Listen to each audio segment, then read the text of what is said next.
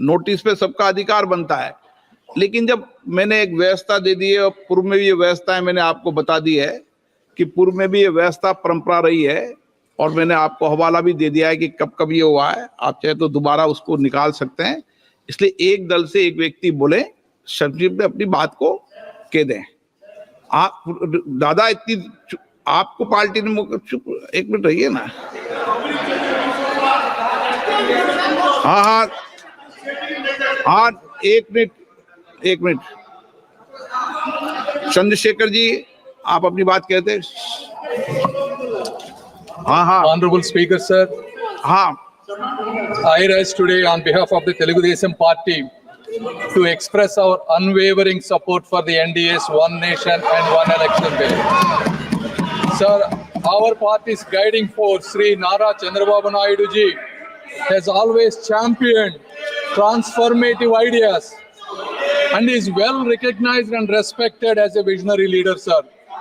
TDP is deeply committed to nation-building initiatives such as Vikasit Bharat 2047 and aims to align them with Vikasit Andhra 2047, reflecting the true spirit of cooperative federalism and a shared vision for progress and development. Sir, there are several advantages of One Nation, One Election bill, but I would like to quote four. Number one,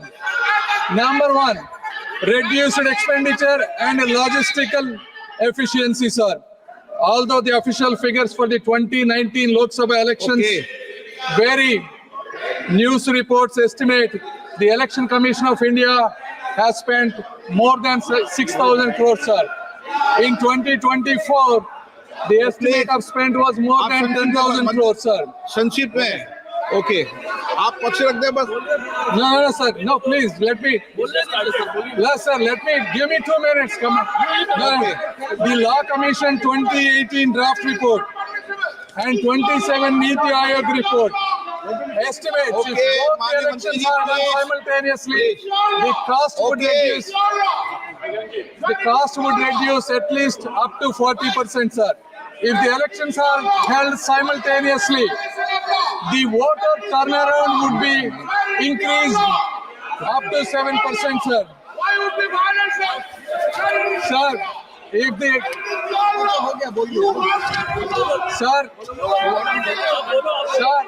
the total estimates of all the parties that spend on these elections is close to 1 lakh crore, sir. Therefore, if the elections are done simultaneously, please. If the elections are done simultaneously, it will reduce the expenditure for both Election Commission of India as well as for the regional parties, sir. And the second is continuity in governance, sir. Sir, over the last 6 months alone, there were 3 elections held for the state, sir. So how can the machinery continue to operate if the elections are done continuous fashion, sir?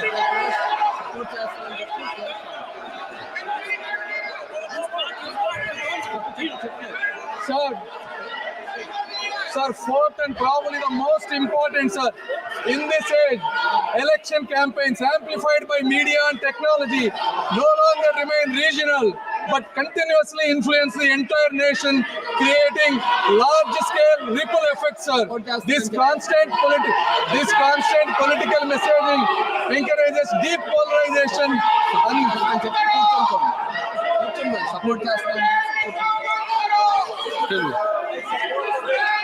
I support the bill, sir. Thank you. At the outset, I would like to thank you, Madam, for allowing me to put forth the YSR Congress Party views on the appropriation bill.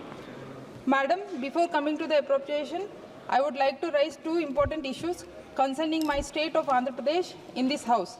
The first point, Madam, is that through you, I would urge the Union Finance Minister to take the steps to halt the disinvestment of Vizag Steel Plant. I would like to bring to your kind attention that the Vizag Steel Plant was set up after a decade-long public agitation in which 32 people had laid down their lives. The decade-long public agitation, Vishaka Ukku Andrula Hakku, had resulted in the 17 April 1970 declaration of that the then Prime Minister of India to establish a steel plant at Visakhapatnam. Madam, Rashtriya Ispat Nigam Limited, the corporate entity of Visakhapatnam Steel Plant, is a Navaratna company under the Ministry of Steel, Government of India, is the largest public sector industrial unit in the state, creating employment opportunities for the close to around 20,000 people directly and many other indirect employment opportunities in the city of Visakhapatnam. It is the India's first shore-based integrated steel plant and the product of long steel products catering to the requirements of construction, infrastructure, manufacturing and automobile sectors.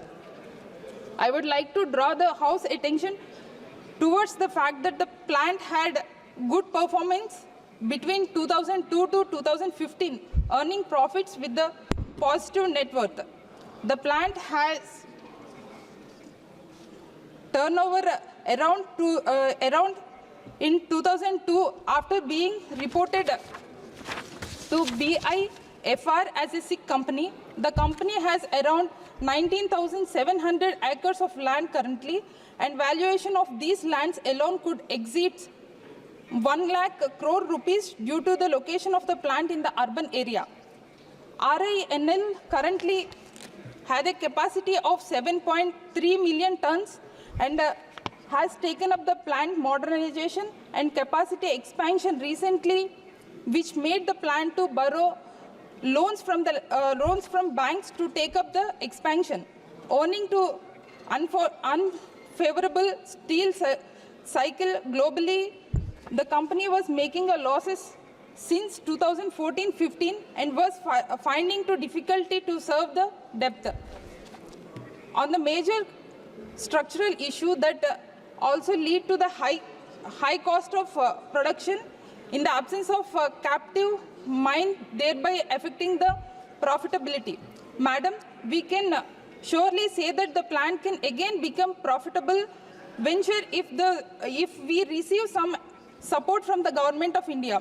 I would like to urge the Honorable Finance Minister that instead of taking the disinvestment route, kindly handhold the Andhra Pradesh and support some measures like allotting captive iron ore mines to bring down and the input cost, and swapping high cost debt to the low cost debt, and converting debt into the equity through the equity conversion, and the measures could end the burden of the debt, serving and improving the financial sustainability to the plant.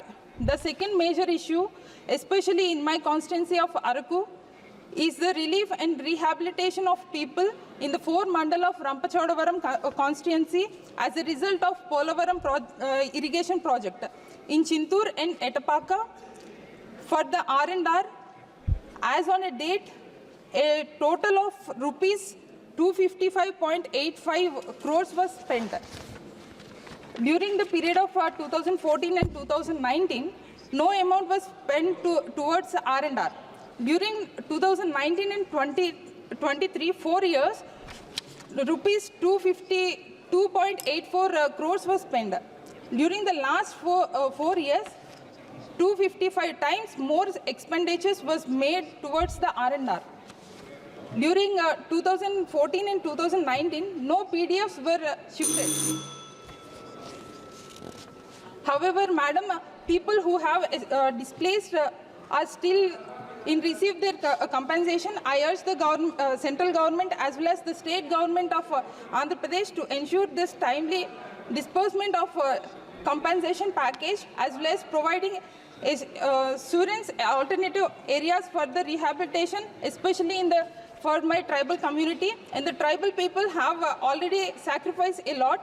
I once again urge both the central as well as the state government for the provision of spending compensation as the earliest of the project affected families. Madam, Pradhan Mantri Kishan Mandan Yojana offers contributory secured policy, however, assured pension amount of 3,000 rupees which has so far for the past 5 years. With the annual inflation average, I would urge the government to increase this amount to at least 7,000 rupees. I hope Honorable Finance Minister take all this into an account of these suggestions and incorporate them. Thank you, Madam.